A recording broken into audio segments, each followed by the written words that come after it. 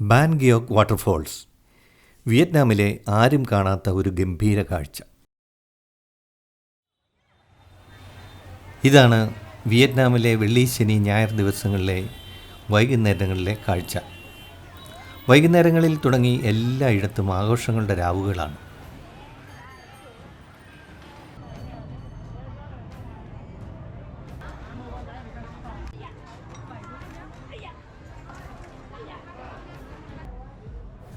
ഇത് വിയറ്റ്നാമിലെ ഹാനോയിലെ ഓൾഡ് ക്വാർട്ടറിലെ വൈകുന്നേരത്തിലെ ഒരു തെരുവ്. വീക്കെൻഡിൽ ട്രാഫിക് ഒഴിവാക്കി ഈ തെരുവുകൾ കച്ചവടത്തിനും തട്ടുകടയ്ക്കുമുള്ള ഒരു നൈറ്റ് മാർക്കറ്റായി രൂപാന്തരപ്പെടുന്നു. വിലപേശി എന്തും നിങ്ങൾക്ക് ഇവിടെ നിന്ന് വാങ്ങാം. വസ്ത്രങ്ങൾ, സൺഗ്ലാസുകൾ, പാദരക്ഷകൾ കൂടാതെ പ്രാദേശിക ഭക്ഷണത്തിൻ്റെ രുചിയും നുകർന്ന് രാവോളം ആസ്വദിക്കാം. ഇതാണ് ഒരു കടയുടെ സെറ്റപ്പ്. ഈ തിരക്കിനിടയിലും ഭക്ഷണം കഴിക്കുന്നു ചിലർ. ഈ തിരക്കൊന്നും തങ്ങളെ ബാധിക്കുന്നതല്ല എന്ന മട്ടിൽ ഒരു കൂട്ടർ ഏതോ നാടൻ ഗെയിം കളിക്കുന്നു. അങ്ങനെ തദ്ദേശീയർക്കും വിദേശികൾക്കും അവരുടേതായ ഒരു സ്പേസ് ഉണ്ട്.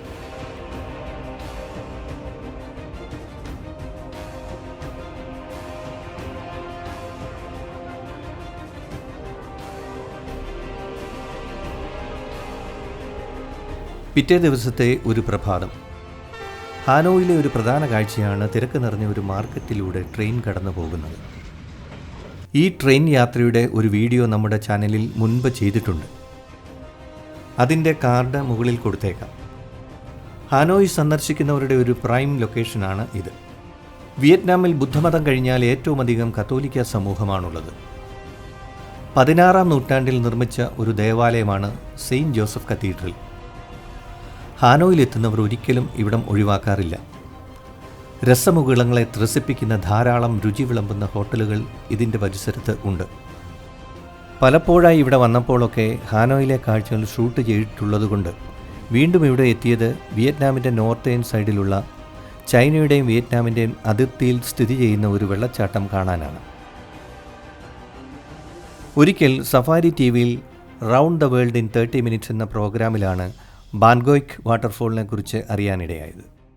അന്നു മുതലുള്ള അടങ്ങാത്ത ഒരു ആഗ്രഹമാണ് അതൊന്ന് കാണണമെന്ന്. ഹാനോയിലെ മിക്ക ടൂർ ഓപ്പറേറ്റേഴ്സിനോടും അന്വേഷിച്ചിട്ടും വളരെ ദൂരെയാണെന്നും ഒരാൾക്ക് വേണ്ടി ടൂർ അറേഞ്ച് ചെയ്യാൻ ബുദ്ധിമുട്ടാണെന്നുമൊക്കെ പറഞ്ഞ് എന്നെ ഒഴിവാക്കുകയാണുണ്ടായത്. അങ്ങനെ പല അന്വേഷണങ്ങൾക്കൊടുവിൽ പിറ്റേ ദിവസത്തേക്ക് ഒരു ബസ് ടിക്കറ്റ് സംഘടിപ്പിച്ചു. ഹാനോയ് സിറ്റിയിൽ നിന്നും അകലെ മറ്റൊരു സ്റ്റാൻഡിൽ നിന്നുമാണ് അങ്ങോട്ടേക്കുള്ള ബസ് പുറപ്പെടുന്നത്. പിറ്റേ ദിവസം വൈകുന്നേരം 5 മണിക്ക് തന്നെ ട്രാവൽ ഏജൻറ്റിൻ്റെ അടുത്തു നിന്നും ടിക്കറ്റ് വാങ്ങി ബസ് സ്റ്റാൻഡിലെത്തി. രാത്രി പുറപ്പെടുന്ന ബസ്സാണ്. അധികം യാത്രക്കാരില്ല. രാത്രിയിലെ ബസ് യാത്രയിൽ ഒരു ഉറക്കം കഴിഞ്ഞ് പുലർച്ചെ എണീറ്റപ്പോഴാണ് ഞാൻ ശ്രദ്ധിക്കുന്നത്, ഈ വലിയ ബസ്സിൽ ഞാൻ മാത്രമാണ് യാത്രക്കാരനായിട്ടുള്ളത്. ഭയം എന്നെ വല്ലാതെ അലട്ടി. ഈ യാത്ര തിരിച്ച സമയത്തെ ഓർത്ത് വല്ലാതെ വിഷമിച്ചു. ചുറ്റും അതിഗംഭീര കാഴ്ചകൾ, പക്ഷേ ഒന്നും ആസ്വദിക്കാൻ കഴിയുന്നില്ല. അങ്ങനെ പിന്നെയും അങ്ങ് ഉറങ്ങിപ്പോയി. പിന്നീട് ഡ്രൈവറുടെ സഹായി എന്നെ വിളിച്ചുണർത്തിയപ്പോൾ ഭയങ്കര ഒരു ആരവം കേൾക്കാം. അപ്പോൾ മനസ്സിലായി ആ ഗംഭീര മഹാത്ഭുതത്തിന് സമീപം ഞാൻ എത്തിയെന്ന്. മടക്കയാത്രയ്ക്കായി വൈകുന്നേരം കൃത്യം 5 മണിക്ക് എത്തിച്ചേരണമെന്ന് അയാൾ എനിക്ക് നിർദ്ദേശം തന്നു.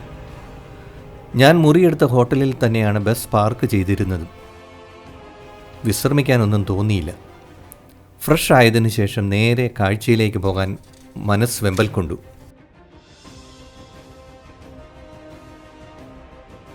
അവിടെ എത്തിച്ചേരുന്ന സഞ്ചാരികൾക്ക് ആസ്വദിക്കാനായി കുതിര സവാരി ഒരുക്കിയിരിക്കുന്നു. സവാരി ചെയ്യാനും ഫോട്ടോ എടുക്കാനുമൊക്കെയായി കുതിരയെയും കൊണ്ട് ഒരാൾ വെള്ളച്ചാട്ടത്തിൻ്റെ ഭാഗത്തേക്ക് പോകുന്നത് കാണാം.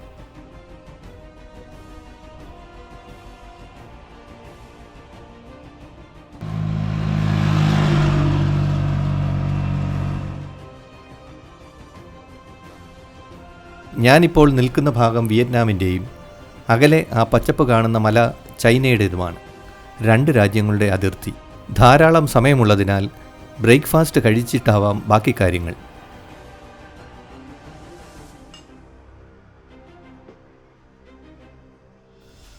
മാർക്കറ്റിലെ ഒരു തട്ടുകടയുടെ മുമ്പിൽ അവർ ഉണ്ടാക്കുന്ന ആ സാധനം തരാൻ ആംഗ്യഭാഷയിൽ പറഞ്ഞു.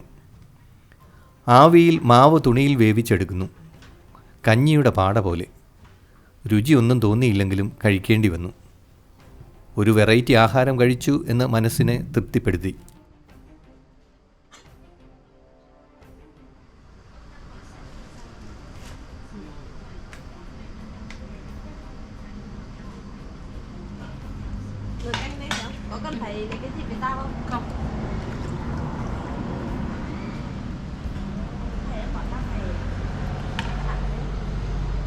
തൊട്ടടുത്തുള്ള ടിക്കറ്റ് കൗണ്ടറിൽ നിന്നും ടിക്കറ്റൊക്കെ എടുത്ത് പ്രവേശന കവാടത്തിലേക്ക് നടന്നു.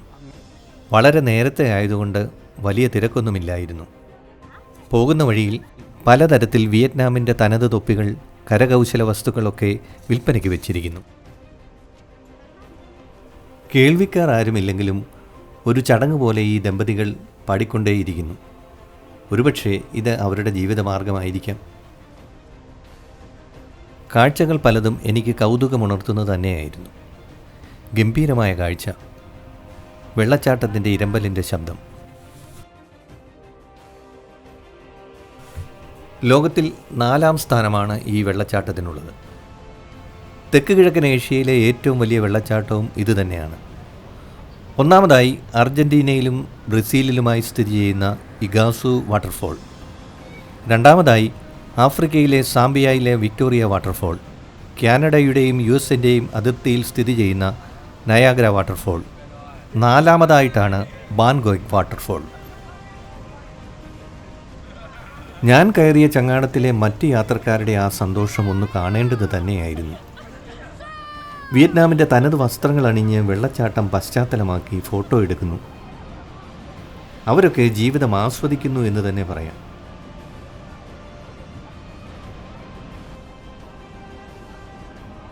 $50 കൊടുത്താൽ ഈ വെള്ളച്ചാട്ടത്തിൽ 10-20 മിനിറ്റ് നീണ്ടു നിൽക്കുന്ന ഒരു സവാരി നടത്താം. വായു നിറച്ച പൈപ്പുകൾ കൂട്ടിക്കെട്ടിയാണ് ചങ്ങാടം പോലത്തെ ഈ ബോട്ട് ഉണ്ടാക്കിയിരിക്കുന്നത്.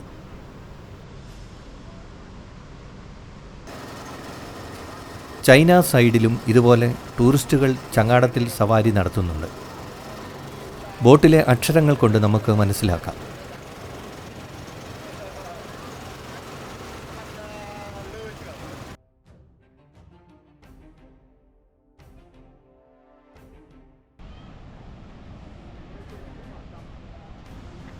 ചില മാതാപിതാക്കൾ കൊച്ചുകുട്ടികളെയൊക്കെ ഒരുക്കി ഫോട്ടോഷൂട്ട് നടത്തുന്നു.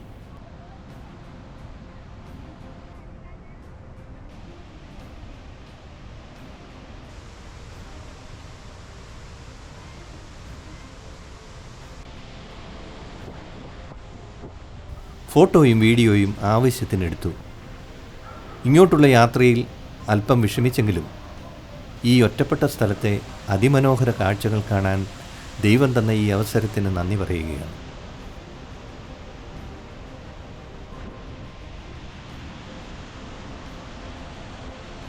നാച്ചുറൽ ജെം എന്നറിയപ്പെടുന്ന ഈ വെള്ളച്ചാട്ടം 2 ഭാഗത്തായിട്ടാണ് കാണപ്പെടുന്നത്. പ്രധാന വെള്ളച്ചാട്ടത്തിന് 100 മീറ്റർ വീതിയും 70 മീറ്റർ ഉയരവുമുണ്ട്.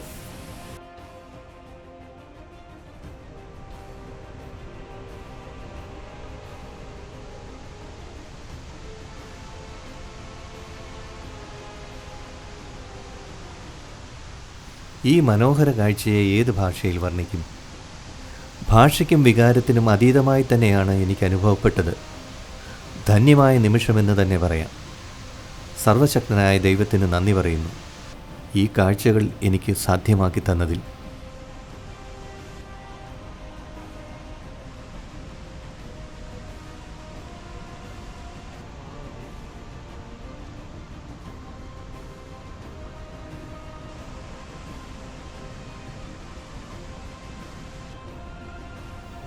ചൈനക്കാർ ഇതിനെ ഡേറ്റിയാൻ വെള്ളച്ചാട്ടം എന്നാണ് വിളിക്കുന്നത്. ലോകത്തിൽ ഇങ്ങനെ എത്രയെത്ര സൃഷ്ടികൾ ദൈവം നമുക്കായി ഒരുക്കിയിരിക്കുന്നു.